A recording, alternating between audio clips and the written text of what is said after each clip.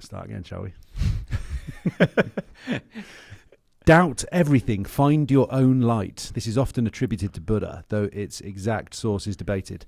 But it does reflect the Buddhist idea of self-inquiry and overcoming doubt through wisdom. So, on the topic of self-doubt, how do you overcome that?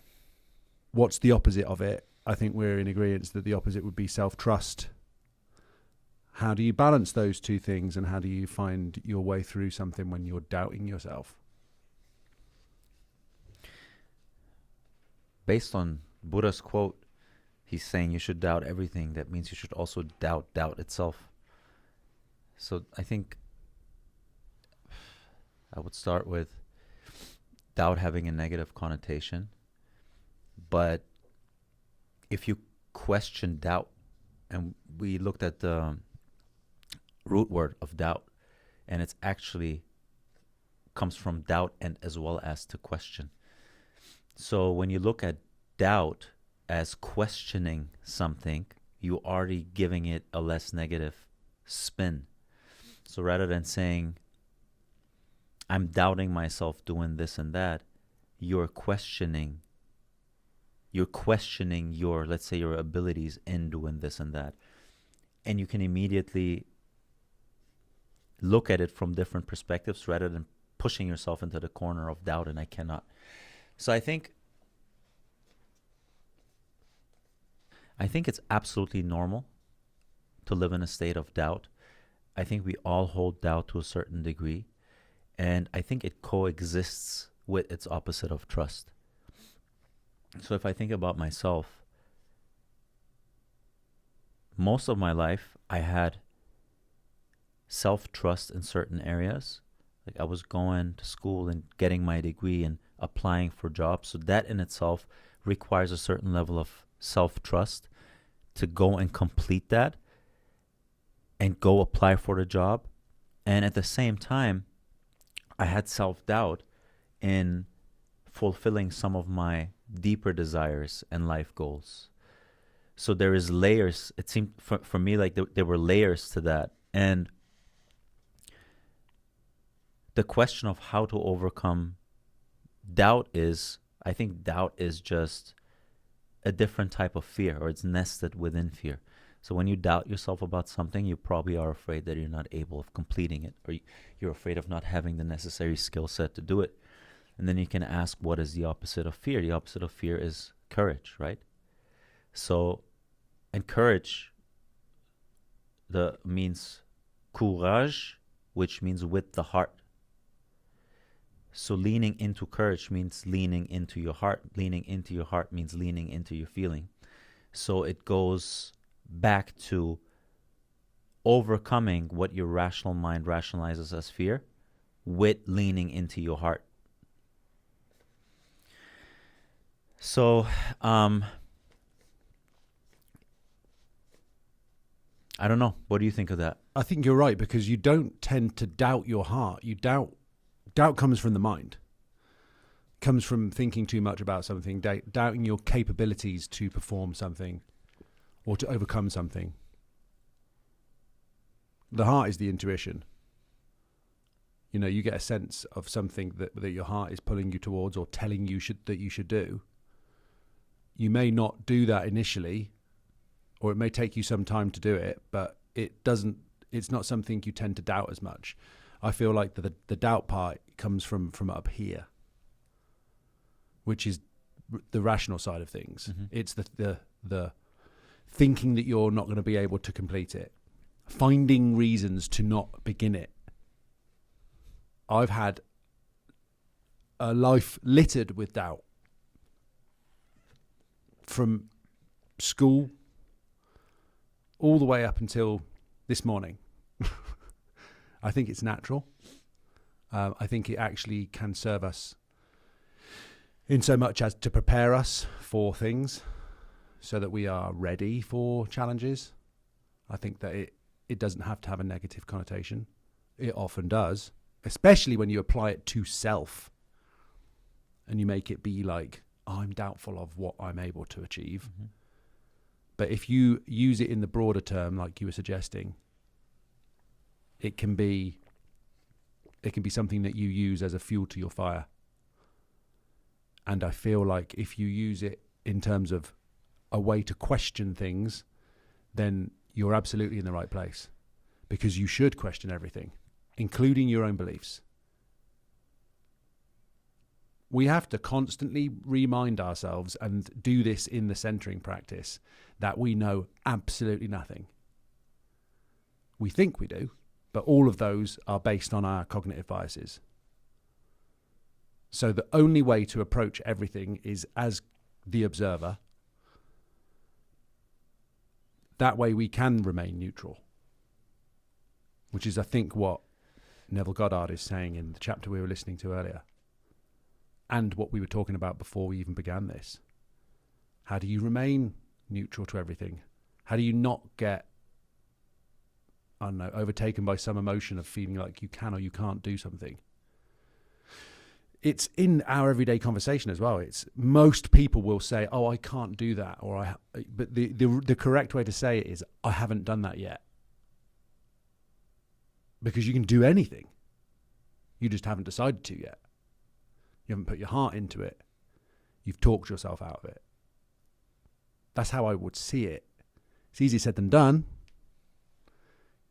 because hard things, I mean, anything worth getting or achieving is going to be difficult subjectively, because it's something that's going to be slightly out of your reach.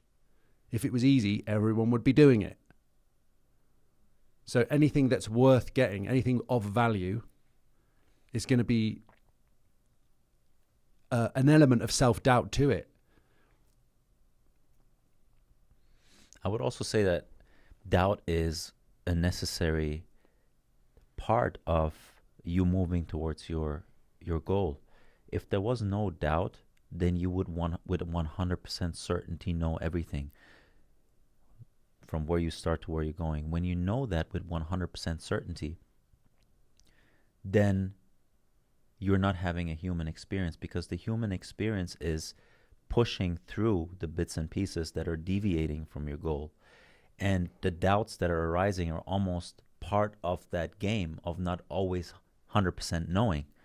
But despite that 100%, not having the plan mapped out 100%, pushing through it and going with the heart and having that certain level of faith and self-trust, pushing through that doubt, that's part of the entire game. If doubt wasn't there, God wouldn't be able to experience himself or herself, because everything would already be 100% known. There's absolutely no game-like character to it. So I think part of our human experience here is to experience that doubt. Without that doubt, there wouldn't be any fun. If I told you today, here's your end goal, I already have it, you have it 100% guarantee signed off. In 4 years, you'll have this, and that, right? It's kind of like, oh yeah, for a second you might feel good about it, right? Oh, okay. But then you go through it, and it almost takes away that necessary tension for you to keep the momentum and the motivation going to push through it. It takes away the fun of it. So I think doubt is part of, like you always like to refer to, Super Mario saving the princess. There's always that element of doubt. Oh, can I overcome that opponent? Can I overcome that opponent? Can I jump over this? Is this plant going to come and eat me? Where's the next mushroom? Where's the next star? I want to freaking... Where's Bowser? Where's Bowser? Yeah, same. Yeah, I totally agree. Yeah, so I think really to get back to the Buddha quote, the fact that you should be questioning everything, essentially what the Buddha is saying is you should be a seeker. Someone that questions and doubts everything is someone who seeks, because someone who seeks lives in a state of not knowing. He's seeking constantly seeking. He's doubting everything. And so for him to say you should be a seeker by doubting everything, he's also saying you should be aware at all times. If you're not aware, then how can you doubt? How can you question anything? Because if you're not aware, you'll be so consumed by the feeling of doubt that you will have a hard time questioning it. You're too close to the object, you're too close to the physical world, and to abstract and question by taking on multiple perspectives on the same thing. But he's saying so, and I think that makes perfect sense. The word seek, for some reason, is prodding me. Like, I don't want to feel like I'm constantly looking for more answers. I want to remain open to them. Mm-hmm.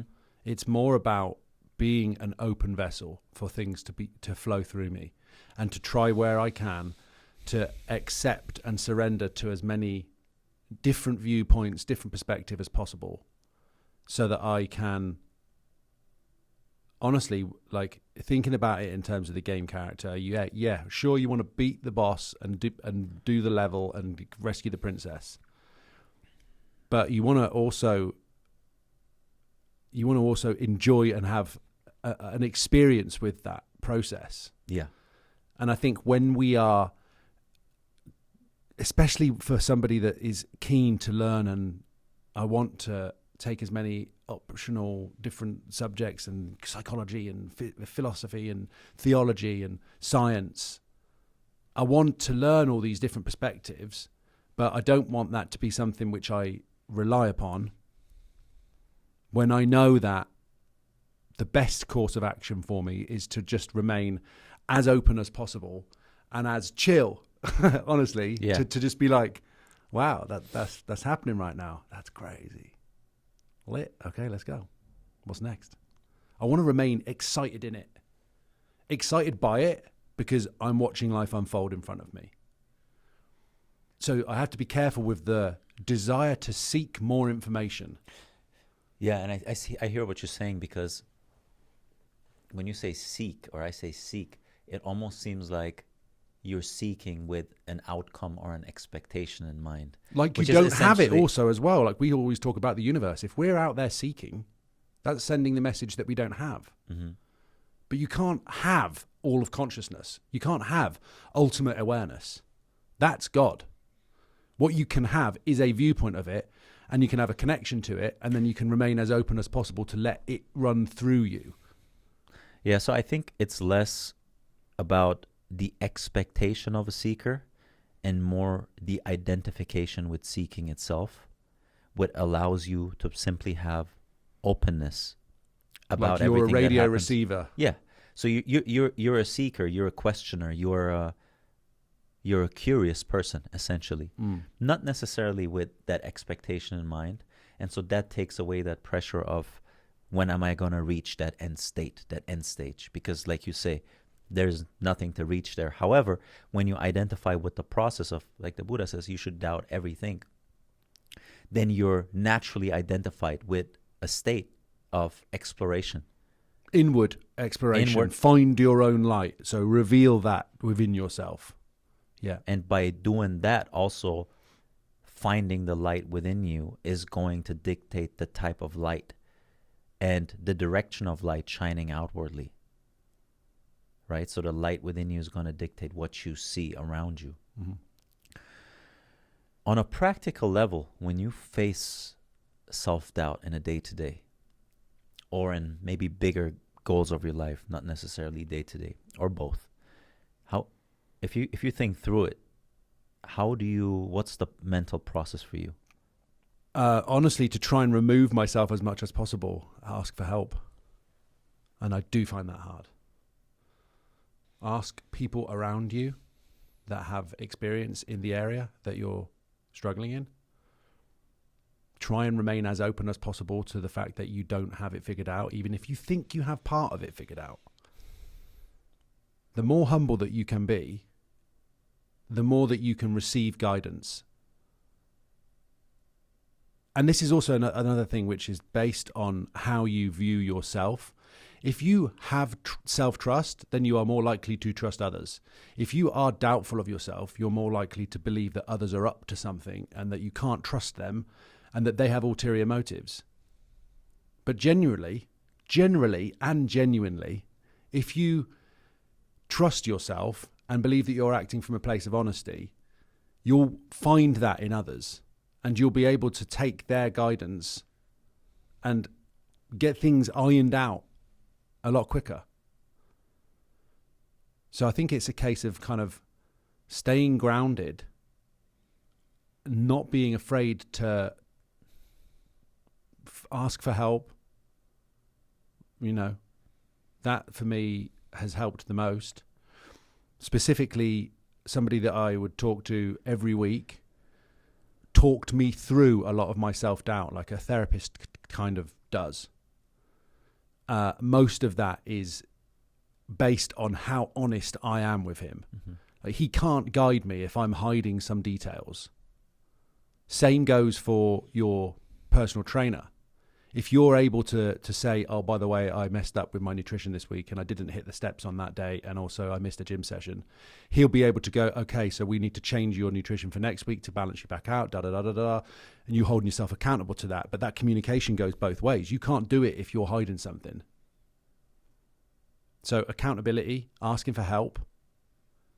I mean, there's a level of self-responsibility there as well. You have to want to do it. You have to want to be truthful to yourself, and therefore that then will spill out onto the people that you deal with and into the situations that you're a part of. And if you're going through something, if something's hard and you've built yourself to a place, or you've fed into yourself the discipline that it takes to be a man of your word, to do the things that you say you're going to do, and you've shown that to other people, they will be more than happy to help you. And they will probably come to your aid before you even need to ask. So it's kind of just like a two-way street to make sure that the way that you can avoid future self-doubt is to openly have that kind of dialogue with people, to be truthful to your friends, to be open to their opinions, feedback, guidance, advice. I know that that's hard, because most of the time we don't want to have our opinions changed because we feel like we've got it figured out. But if you are to go on the off chance that most of the time people that are around you, the people that you've surrounded yourself with, have probably got your best interests at heart, like what they're saying, if you can take it with a pinch of salt, but also, take it as something that is, they're trying to help. You're going to feel better about things, and you're probably going to get through any self-doubt issues much, much quicker and more smoothly. That's been my experience. What about yourself? Let me just touch upon something you said. You said that, when you do hard things and you push through them, you will build that certain level of self-trust and self-confidence. So that pre-requires and assumes perseverance despite having doubts. What part of it allows you to push through on an action plane something that seems difficult and something that evokes doubt within you, and still gives you that element of, I'll still do it, I'll transcend whatever that doubt is, because you can talk to a network of people and you can talk to a therapist and they can give you that perspective that you needed, that confidence. But if you don't act upon that and persevere, then you end up in this give up mentality, because every path that you're going to go on is going to inherently have levels of doubt at some point. And so the ones that succeed are obviously the ones that overcome those levels of self-doubt by persevering. So part of it is also just training yourself to just do. Like getting into that rhythm of doubt is there. It's a feeling. I know that it's there. I understand where it's coming from. So maybe part of it is really learning about yourself and where the doubt comes from. You did that with a therapist-like person. Some people can also do that with themselves if they're honest with themselves and work that through. And by knowing something, every time you know something and you learn about something, in this case, where your doubts come from, what doubt really is, and that it's not necessarily a bad thing, but it's a necessary part of your human experience to get to somewhere and make it fun, then it allows you to persevere. And when you persevere, you're transcending that doubt and you're moving, let's say, into the next level. And with every completion of that cycle, you're feeding more self-trust and self-confidence back to you. The questioning part of it is so important, because you're like a kid when you're questioning like that. A kid is going to be like, but why? Why? Like G is. What's air conditioning? Why do we need that? Well, because it gets hot outside sometimes. It gets hot inside as well because the buildings heat up and da-da-da-da. We have to explain things. But a child's mentality is why. So the more questions that you ask, the more you assume the position of openness to learning more, to having a grander perspective. So any self-doubt coming from a place of you've encapsulated that you feel that everything, every potential thing that you could think of is already there. You need to ask more questions. You need to bring in another viewpoint to be able to open a door so that you can see, oh, okay, there's some light over there. That makes a little bit more sense. Okay, now I understand that thing a bit more. It doesn't have to be what I thought it was going to be. Because most of this self-doubt thing, at least for me, had been me thinking that a specific situation was going to end up one particular way, and there was no way for me to get around that. Like, this thing's not going to work because of that. And I just decided that was going to be the way that it was going to be.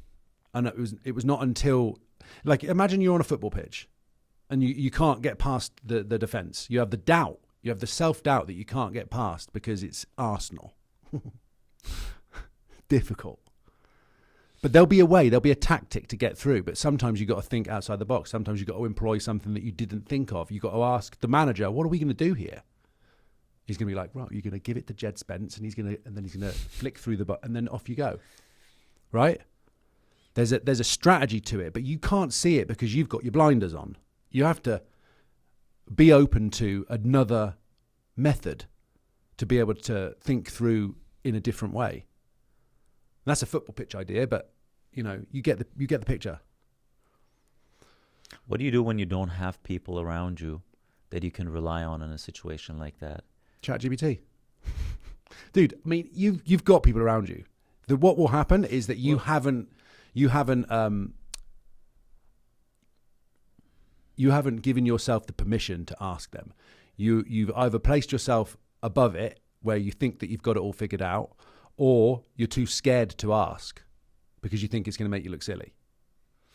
I can think of people, though, growing up in families where even the parents doubted them. So when they have self-doubt, the last person they want to go to is, let's say, that mom, because she'll be like, I told you this is not for you. You shouldn't have done that to begin with. You should have stayed safe in that, doing what you were doing. But of course, you wanted to explore and be all adventurous and see where it got you. I know a lot of people that do not have that perspective that you're referring to as a social network. So they don't have a social network. They don't necessarily have people that are able to support them in that. Yeah, I know people. It's a blessing. They just need to talk to someone. Yeah, like and a therapist is good because if you have the parent that's going to make you feel that way, then yeah, it's not going to be an ideal person to talk to. You need to talk to somebody that doesn't know you, that doesn't have a prejudgment on who you are and what you're capable of. That's why therapy works so well, because they don't know you.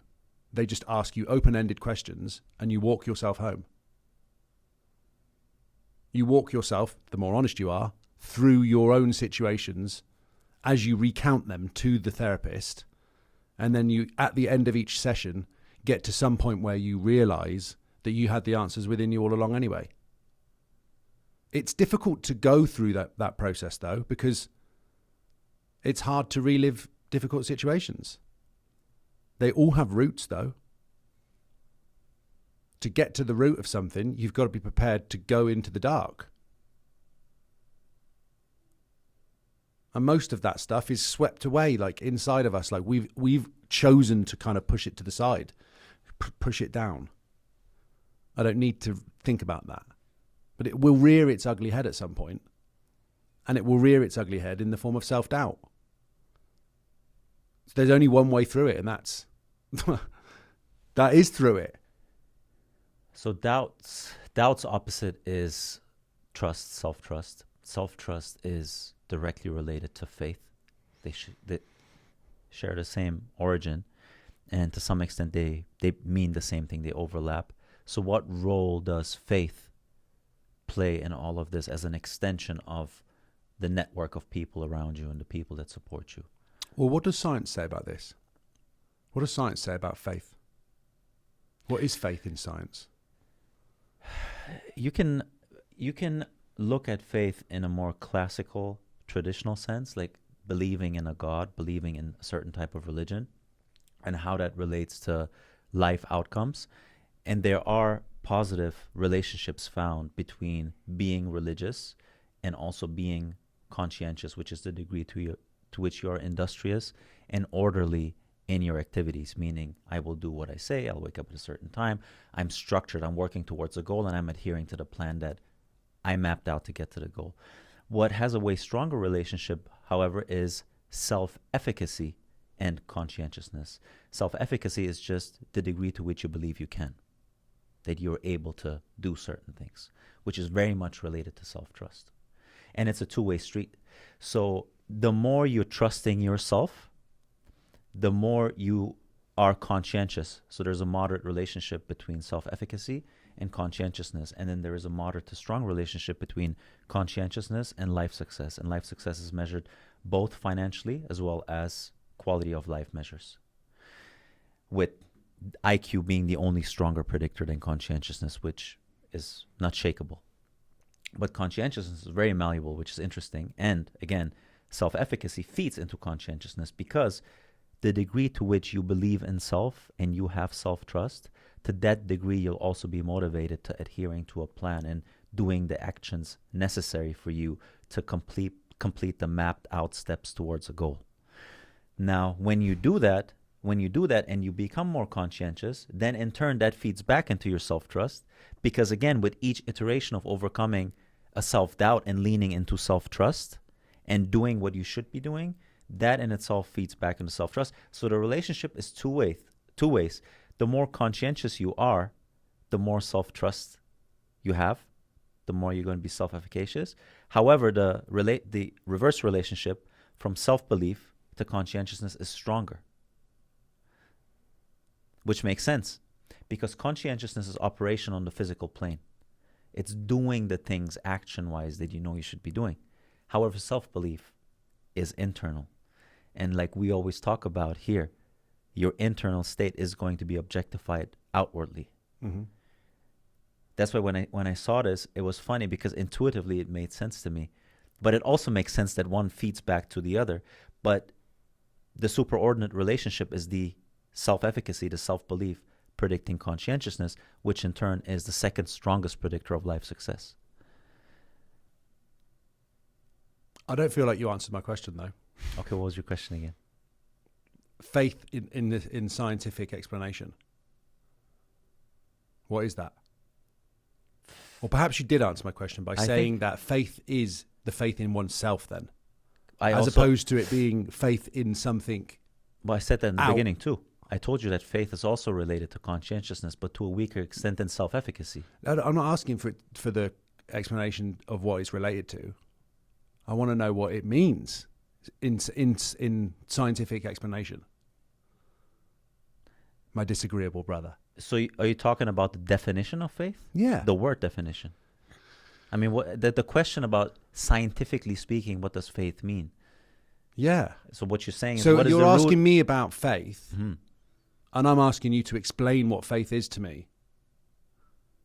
So when I ask you about faith, I'm talking about your relationship with the divine. That's my definition of faith. Okay. Now, if you talk about faith but if we want to, I'm talking about practically though. I'm talking about someone has self-doubt. Mm-hmm. You say, "Oh, you've got to have faith in yourself." I never said that. No. I'm not saying that you said that. I'm saying that could be like, okay, what are you saying with regards to self-doubt and faith then? Let me ask you that. Please be very specific with your question. You asked me a question to do with faith. Mm-hmm. What was the question? The question was, how does faith or your relationship with God as an extension to relying on your social network when you have self-doubt relate to overcoming self-doubt? I'm asking you the same question back, but not to do with the divine. I'm asking it in terms of scientifically, practically, because otherwise the conversation goes into an abstract realm, and I'm trying to keep it here. abstract because my belief in God may not be something that someone else understands. I'm asking for your perspective on that. I don't know if I understood your question, but my response to that would be having a relationship with the divine, with something that transcends you, is always going to allow you to say it's not for me to deal with, it's for a higher power to deal with.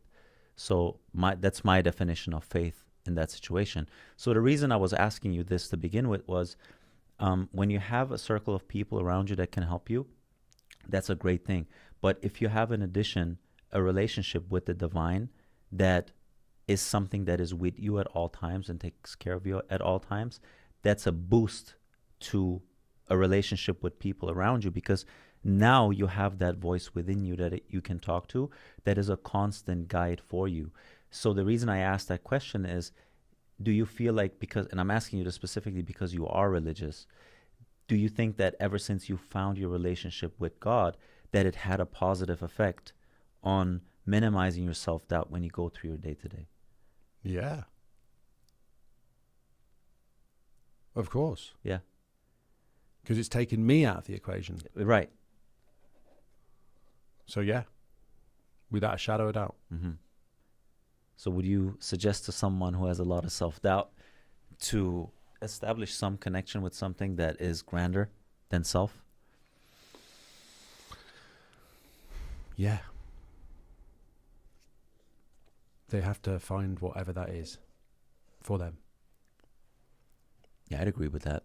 It's, whatever doctrine makes sense to them, be that physics, philosophy, psychology, psychotherapist, like whatever makes sense to them, whatever their brain is able to kind of grasp onto, understand that they are only a thing within the grander scheme of the universe.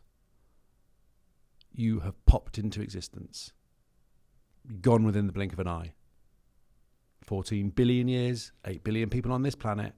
Who knows what other life there is out there, or if we are the only conscious beings as far as we've been able to observe. But where did it all come from? Of course, there has to be some self-doubt because we can't understand everything. That's also the beauty of it. I mean, I would just encourage anyone who isn't sure to realize that they also have the capacity to even ponder about and to be curious about where they come from and what they consist of. Amidst all this chaos, second law of thermodynamics, entropy. So the universe apparently is expanding as far as we're aware, but we're obviously looking at it through our eyes. So according to us, creatures that are aging and dying, we are seeing that the universe is also expanding at an alarming rate. So chaos is going on, yet we are able, in the midst of that, to make sense of it. It's amazing. Find something that you can hold on to, a spark. If you can't find that within yourself, talk to somebody who can help you uncover that. That can be a god, that can be a therapist, that can be a friend.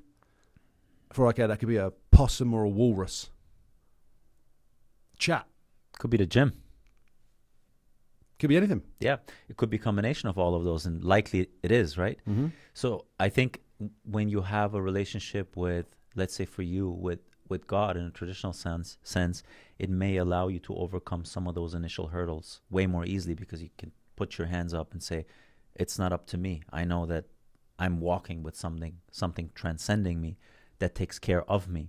And then on top of that, if you have people around you, or you can curate a network of people around you that you can talk to, that's obviously going to be helpful too. When you study and learn what doubts are and how those play out psychologically, specifically for people that may not be religious, the atheist types come to mind. They will probably look at doubt as an evolutionary mechanism to survive and reduce the amount of entropy, right? So get a grip on reality, reduce the uncertainty that we're going through in life. And possibly a multifaceted approach to go through it. So I think the answer is there's no simple answer. There's no easy answer of do just this or do just this. But ultimately, you need to be doing the thing that, in terms of a feeling state, I always like to revert back to the feeling state, because doubt is nothing but a feeling. So the opposite of doubt, the feeling of doubt, is courage or trust or peace, possibly even. What can you do that evokes that type of feeling? If it's your relationship with God, great. If it's talking to the therapist, great. If it's going to the gym and lifting heavy weights, great. If it's reading on what it all means and how doubt is related to conscientiousness and to life success, and reading the evolution of doubt and where that stemmed from and what that meant growing up in a tribe with different people where you doubted yourself because probably the survival of the group depended partially on you completing your task in the group. Whatever it is that allows you to balance out emotionally, or multiple things that allow you to balance out emotionally, that's at a fundamental level what I would go with. So it starts with a question. It starts with a question.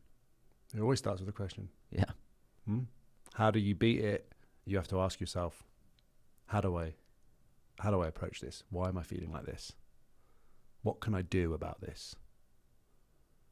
And what's the opposite of it really helps me too. Me too. Because look, actually, yeah, this was a good point you made, because the beauty of living in polarity is the fact that everything exists in pairs. Mm-hmm. So if there is trust, if there's doubt, there is trust. If there is fear, there is love. And because we're existing in both, every time we are existing in both of those opposites at the same time, the fact that we are self-doubting is because our attention is on a thought that evokes self-doubt. Knowing that there is a polar opposite to that, which is courage, trust, love, you can now control your mind by shining your attention, by putting your attention and keeping your attention on things you have done before or you are already doing, where you feel trust and confidence. And by doing so, balancing that opposite energy of doubt out. And it reminds me of the quote we talked about, Timothy 1:7, that God did not create us with the spirit of fear, but he created us with the spirit of love, and also with a sense mind, with the ability to use your mind and shift your attention from something, a thought that evokes self-doubt, to shifting your mind to something that evokes trust and courage and confidence. And that sound mind seems to be the key portion of it, because we do experience that spirit of fear. We do experience that spirit of love, but it is the sound mind and the awareness of the ability to control that sound mind and redirect your attention to the polar opposite of what it is you're feeling. And by doing so, persisting in that new attention, transcending whatever that energy of doubt was that you were facing to begin with. I love when you refer to it as sound mind as well, because everything is energy and frequency and vibration. And it reminds me of a quote. I'm in a group chat with a bunch of producers, and they're talking about setting up the room for sound design. So, you put up certain panels to dampen the room and to make sure that you don't have any reverb and stuff like this going on when you're recording. You want it to be nice and flat, the frequency response. And they're talking about impulses. So they're talking about frequencies and impulses. And I was like, that is life too. We're so concerned with matching the frequencies of things, but it's also our impulse response that affects how we interact with life. The same way that sound interacts with, if there's a different impulse response if I'm screaming something in a canyon versus inside of a cupboard. The way that the sound bounces back to me. I see. So it's the interaction of you how And- I bring myself, and also the room of which I'm in. So if you think of it like that versus like that, again, it's the same thing, open out to that. Mm-hmm. More possibility, more opportunity. So this is so true that it applies across domains and across hierarchies of your life. Yeah. Such a banger point as well. I was like, whoa, that just opened up a door in my mind. Yeah, that's why I think the more knowledge you can accumulate about your feelings, scientifically, religiously, psychologically, which is part of science, but even evolutionarily, the more you can study that stuff and have knowledge of, the more you can become aware of things. You just understand where they come from, right? Otherwise, they always exist, but you cannot shine your light on it when you're not aware of it. And for me, at least, in order to be aware of it, I need to know about it. Mm. And that in itself already takes away a lot of that tension and that pressure. And it doesn't mean that it doesn't show up. Like self-doubt always shows up for me every day. But it's the ability to become aware of my self-doubt that allows me to then use the sound mind, Mm-hmm. the sound mind, and redirect that energy, that attention to areas of my life where I'm actually the opposite of self-doubting, where I'm self-trusting. That could be the gym, for example. That could be the Tuesday nights where we score top bins. Anything that evokes that feeling of confidence and courage is going to be balancing that out. And the more you can hold that attention on that, the quicker you're able to overcome it. And also putting that attention on the opposite is going to allow you to persevere and overcome and still do the things whilst having that self-doubt. Because once you push through it, you will overcome it, but you need to push through it. Yeah. And it's making me think of a couple of things, because we had self-doubt with the hard drives, and as I was saying to you, it being around people that are also able to kind of stay calm in those kind of situations is really helpful. Don't rely on someone else. Find that voice within yourself. Find a connection to something that is greater than yourself, to realize that you can have a conversation at any point and calm yourself back down. Do the breathing exercises, whatever you need to do. But also be around people that help you be calm about things, that remind you it's going to be okay. It's all good.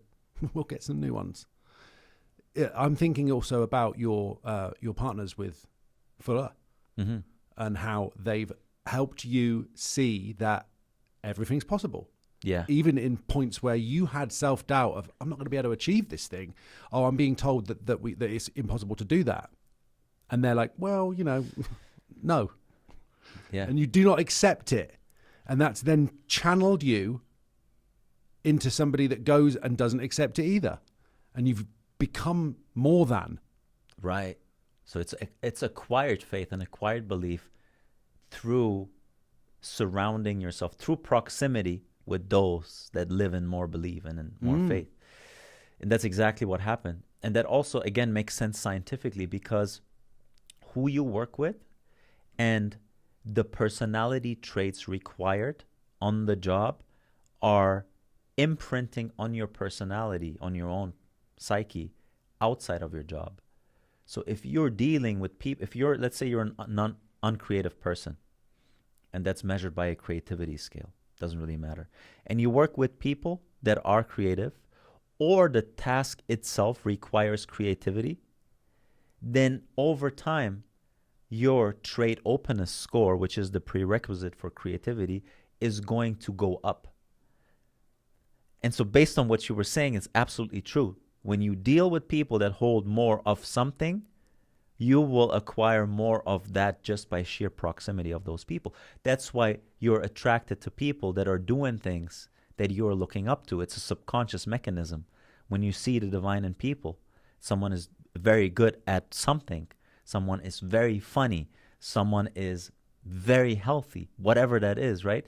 You kind of look up to, and you want to be in proximity of them.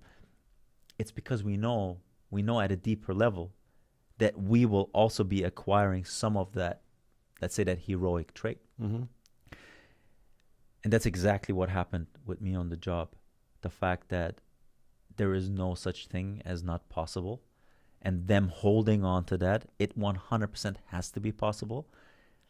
And then just persevering throughout that self-doubt and finding outcomes that moved us closer to, the initial goal.